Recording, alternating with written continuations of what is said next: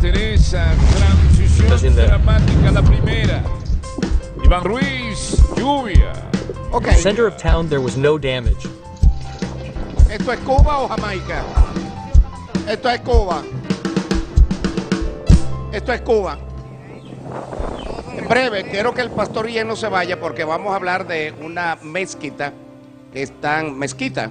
Una mezquita en Bávaro. Sí. Y quiero con el pastor Guillén ese tema de manera breve porque es importante. Pero creo que tenemos a nuestra colaboradora desde Cuba, ¿no? La tenemos vía Zoom. Vía Zoom, hablemos con ella ahora, Iván Ruiz. Buenas tardes. Hola, buenas. ¿Dónde estás ahora mismo? Camila, ¿dónde estás ahora mismo? Sí, yo estoy en La Habana, en el otro extremo del país. Porque el huracán impactó en la parte oriental, ¿no? Sí, así es. Y estás del lado de La Habana, que está más como al sur o al norte. Al occidente, sí, en el otro extremo del país. Bien, ¿cuál es la situación ahora mismo en esa zona del oriente? No donde estás, sino en el oriente donde impactó. Sí, en la zona oriental hemos visto desde que amaneció fuertes imágenes de lo que ha sido el desastre provocado por este huracán que entró a la isla, tocó tierra en la provincia de Santiago de Cuba sobre las 3 de la mañana. Ya sobre las 9 de la mañana, hora local, se estaba informando que estaba saliendo del territorio nacional. Impactó ya con categoría 3, es decir, un poco más debilitado de como pasó por Jamaica, pero igualmente teniendo en cuenta las condiciones de infraestructura pésima que hay en Cuba en general, pues hemos visto que las imágenes que nos han estado llegando han sido catastróficas. Estamos viendo inundaciones, desbordamientos de ríos, de eslaves, también deslizamientos de tierra. Deslizamientos de tierra. Esto es en Zahualtánamo, que hemos visto que las inundaciones llegaron a más de 1 metro de altitud.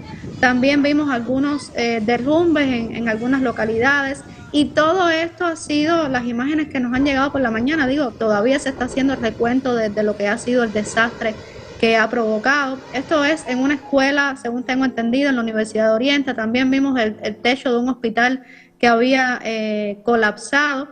Y todo esto ocurrió en la madrugada mientras todas esas localidades estaban sin servicio eléctrico y además sin conexión a internet. Julio. Camila, la situación de Cuba en estos momentos, como bien tú lo acotas, ¿cuál es que han tomado las autoridades como decisión para ir en auxilio de aquellas personas que lo han perdido todo? Hasta este minuto, lo que hemos visto de la prensa oficialista es que las autoridades están llegando hacia esos lugares y insisto, todavía se está haciendo el recuento. Vimos que previamente evacuaron a muchos pobladores. Otros ni siquiera tenían conocimiento de lo que estaba sucediendo porque como no tenían servicio eléctrico no podían estar informados. Sí hemos sabido que Cuba ha recibido millonarias donaciones, por ejemplo, desde ayer ya sabemos que Naciones Unidas entregó 4 millones, la Embajada de Noruega, también la Embajada de Alemania, incluso la UNICEF, pero la gente en esas provincias estaba denunciando que no estaba llegando la ayuda. No estaba llegando ayuda de ninguna índole, según lo que tú planteas.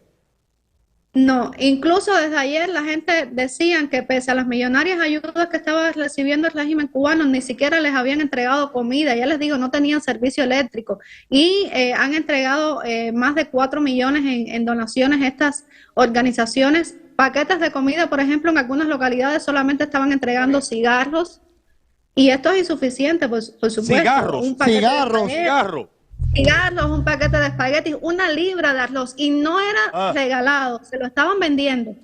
¿Qué? Wow. Dios. Muy crítica. Mariano.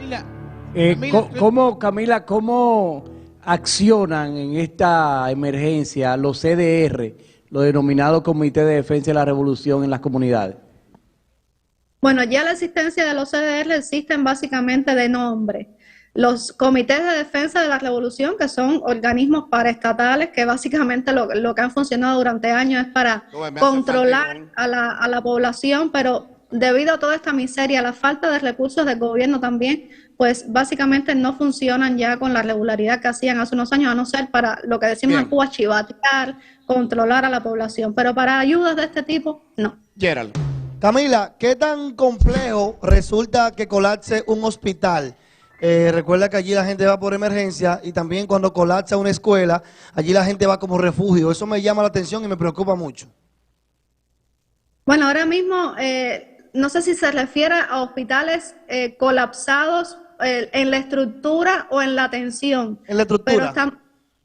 Sí, es muy probable. Vimos incluso el techo de un hospital que había colapsado en el oriente del país. La estructura, la infraestructura de muchas de las edificaciones en Cuba están depauperadas, deterioradas por la falta de mantenimiento, pero además de esto, los hospitales se enfrentan a una situación de falta de medicamentos, de falta de personal, de falta de recursos y además colapsados en la atención, porque desde hace varias semanas en Cuba estamos enfrentando una situación epidemiológica grave con la proliferación de varias enfermedades transmitidas por mosquitos. Exactamente. Camila, hace un tiempo nosotros aquí usamos de plataforma el show del mediodía, la telerrealidad, para colaborar con una emergencia que tuvo Cuba.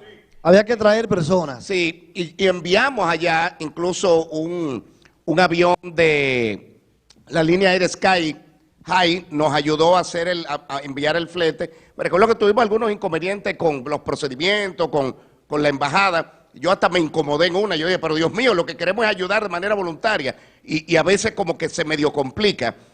Y no importa, todo el que ayuda siempre va a tener obstáculos y ante Dios uno tiene que seguir hasta el fin, hasta que llegue donde tiene que llegar. En este caso sé que Cuba va a necesitar ayuda, ¿no? Por supuesto, sobre todo ayuda directa a la población. La experiencia que hemos tenido con desastres, porque Cuba tiene experiencia en esto de todos los años prácticamente pasa por una situación similar. Y el gobierno cubano, en lugar de liberar para que la misma sociedad civil, en muchas ocasiones la sociedad civil dentro de la isla se organiza para ir directamente a esas comunidades. E imagínense ustedes que en una ocasión también en el oriente ubicaron bloqueos policial a las afueras de esos poblados para evitar que la gente, el pueblo a pueblo se ayudara. Decían que no, que esas ayudas había que entregárselas a las autoridades y que ellos se encargaban de distribuirlas a la población. Muchísimas gracias, Melissa Costa, directamente desde la otra parte que no fue impactada en la madrugada.